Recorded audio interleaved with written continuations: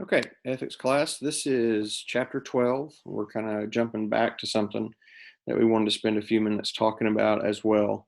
And I know you guys are going to be interested in this particular chapter.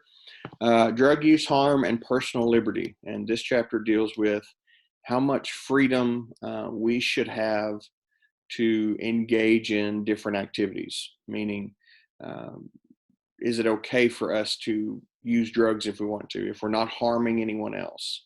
Or even if we are harming ourselves, is that allowable? Is that okay? Should the government have anything to do with that? Or is that just a decision that, people make and, hey, it's their life, let them kind of do what they want to do with it. And so these are some of the questions that we'll deal with a little bit in this chapter. And we're going to do some discussion in different ways to talk about this, because this would have been, I know, with you guys, a really interesting kind of discussion in the classroom, and I hate that we're not going to have that. But again, we're just going to do it the very best that we can. The background here is that the most common lethal drugs cause over 500,000 deaths per year. 500,000 people are dying every year because of their use of illegal drugs. So if you take a position that, hey, this is our life, we can do kind of whatever we want to do with it, you have to take on that responsibility.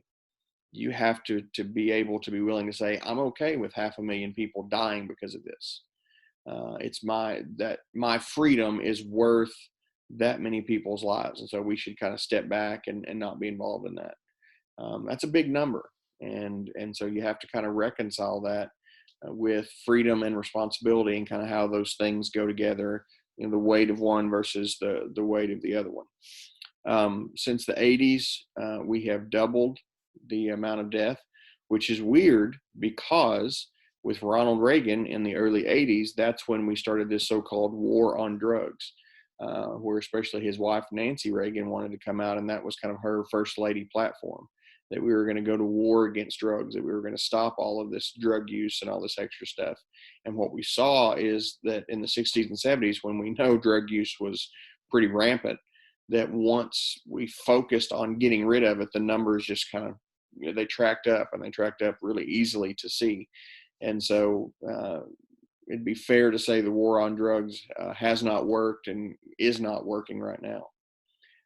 There are more deaths, illnesses, disabilities from substance abuse and any other preventable health condition. We also have to take into account that if we let people use drugs, they're going to use healthcare, because they're going to OD, they're going to cause themselves other diseases. People that use meth are going to have major dental problems, major liver problems, because of the way that their body processes these chemicals they're putting in. And so they're going to cause healthcare costs to go up just because they're going to use it. They're also going to take spots that people that are there of no fault of their own are going to fight for them. So if you got a guy who is just gets sick and there's nothing he can do about it, versus someone who literally took chemicals and made themselves sick, which one are we gonna be more privy to give healthcare to? 1 in 4 deaths today, so 25%, is involved with alcohol, tobacco, or illicit drug use. When you put tobacco and alcohol in there, this is the major deal in our country, because it contributes to cancer, it contributes to heart disease, which is the #1 killer. It's a big deal. And so again, you just have to weigh those things about how much is your freedom worth? Is your freedom worth the ability to let these people die per year? Because if you have access to it, they have to have access to it as well. If you decriminalize it, then they have to have it more readily available. This is also an interesting discussion when it comes to marijuana. And since even our textbook was written, the decriminalization of recreational and medicinal marijuana pretty much across the country now. There's still a few states that have not jumped on board yet, but they will. How that has changed police work, how that has changed, just individuals using marijuana, being involved in it, both medicinally with those positive things, and then recreationally, and how much that ties to other issues. And again, the argument, well, there's no overdose on marijuana. Well, that's true, but there's also more cost to marijuana than just the individual overdosing, and we'll get into some of that. Speaking of marijuana, 2019 here, you can see this map. and you see there's a lot of green, grass, marijuana, green. Um, but you see a few states still that have held out. Again, they will fall relatively quickly, I would imagine, over the next few years, because there's just, I mean, honestly, there's just too much money to be made in this idea of marijuana. You know, the state of Arkansas, I think the companies that wanted to have a dispensary, it was $1 million just to put in a request that the state just got to have, besides the taxes, besides all the income once it's legalized. So there's just money to be made here. And so somebody will get on that train and will get in states like Texas and Tennessee and Kentucky and start getting ballot initiatives. And generally, once it goes on the ballot, the people have seemed to be pretty open to allowing this to happen. So you can see the dark green is broadly legalized, more medicinal, and then the light green is recreational. And so I think you'll also see the gray states turn dark green and the dark green states turn light green over the next few years, because that's just more like dominoes. 3.1 million initiates of illicit drugs. So people that are taking drugs, what are they taking? Marijuana is obviously the biggest piece of this pie. Pain relievers are 14%. There's been a huge push of this quote unquote opioid crisis. People are dying of overdoses on pain relievers. It is a drop in the bucket comparatively to alcohol, tobacco, and now to marijuana, as far as, again, not just deaths, but people that are addicted, people that get involved in some of these things. So it's been interesting to me to watch the big crackdown on this. I will tell you guys from personal experience, if I need pain medicine, if I have a kidney stone, or if I have an issue and I really need it, doctor, I can't call my doctor and say, hey, can you fax this in? Number one, you have to have a written prescription. Number two, if you go to them, they can't write that prescription without diagnostic proof. And what that means is, if I go to my primary care physician and say I've got a kidney stone, and I know that I do, I've got a little experience in it, and I tell him that, and he believes me, he can't give me pain medicine unless I go to the hospital, have a scan, have that scan read by a radiologist, sent back to my doctor that says, yes, there is a kidney stone, and they can point it out. So that's usually a 2 or 3 day process. That is because they have really clamped down on the giving of pain medicine, because honestly, doctors were over prescribing some pain meds. And so this became a problem. And so now that's why it's radically changed. It's pretty different than it used to be to get pain medicine. I'm bothered a little bit by that. I understand it, but I don't like it for someone who is occasionally in need of some kind of pain meds for acute pain. Which I would call kidney stone acute pain. Anyway, that's just kind of an anecdote, a story from personal experience. But there are, when I do go to the ER, when I have been involved with healthcare, there are a lot of drug seekers that do show up in ERs, and, oh, this hurts or that hurts. And quite honestly, kidney stone is one thing they can say, because you can't see it. You can't fake a broken arm, but you can say you have a kidney stone inside. And so that's why they've ramped up some of those things.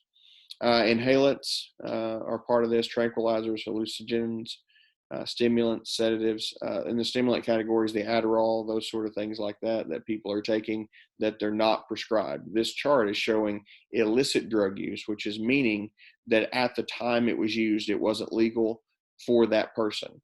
So the marijuana being such a big swath of this means people are smoking it without a prescription, or in a state where it's non-approved for recreational use. So that's all this chart is the people that are illicitly, which is illegally, using one of these particular drugs. So I want you to understand that about this chart. Last thing I want to look at for today, I'm going to do short kind of snippets every day. The number of young adults that are involved in this. And so you can kind of see alcohol is the biggest one. A big section of this that is underage drinking, 18 to 20, and then a smaller that is over that. Illicit drug use is next. Just, are they using anything, which they don't want to say, but they said they were using something. And then you get marijuana, pain relievers, and on down the line. I'm a little surprised. This is a little older chart now, but I'm surprised that stimulants aren't higher. That was a big deal on college campuses a few years ago, people needing Adderall and things to stay awake longer to study, to finish, projects and whatnot on the college campus, in graduate school and med school, and in those, especially higher up places you wouldn't normally assume drug use was a big deal. But this is a big problem, and it affects society. It affects healthcare. It affects, alcohol affects people drunk driving and things like that. I mean, so there's a lot to this. And so even if you're okay with some use of these drugs, we have to figure out, how do we rein that in? How do we put a fence around it to protect society at large? Um, Alcohol, for example, there's a drinking age and that's pretty much it. You can buy as much alcohol pretty much anywhere you want to. There are a lot of folks that have been definitely affected by that. I'll tell one more kind of story, personal story today. So I was born September 21st, 1979. My Aunt Carolyn and her husband Tom um, were bringing their daughter, Lee, to see me at the hospital. I was the only grandson on the Crow side, and I was a lot younger than the rest of my cousins. It was kind of a big deal. I was a surprise, and being a boy and being the only Crow, I kind of all my aunts, my two aunts and my uncle were coming. On their way to the hospital here in Conway to see me, they were hit by a drunk driver, and their daughter was killed. She died on my birthday, and so every year on my birthday, I call my Aunt Carolyn because she lost a teenager at that time. And so, I don't necessarily feel that, except my feelings for her. But that was just senseless. A guy decided he would go drink a bunch and then take off driving. And so I have, um, I have a spot that bothers me when I hear people taking drinking. It's no big deal. It's my life. No, it is when you lose your judgment and maybe don't intend to go out driving, but when you've drunk a bunch and you're not, your judgment is impaired and you go do something stupid, it can affect other people. And so that's what we're going to wrestle with in this chapter a little bit. Even if we're for it, okay, do we put parameters on it? Do we figure out how to not let it spill over into people that maybe don't want to be involved in this, but also don't want to be negatively affected by it?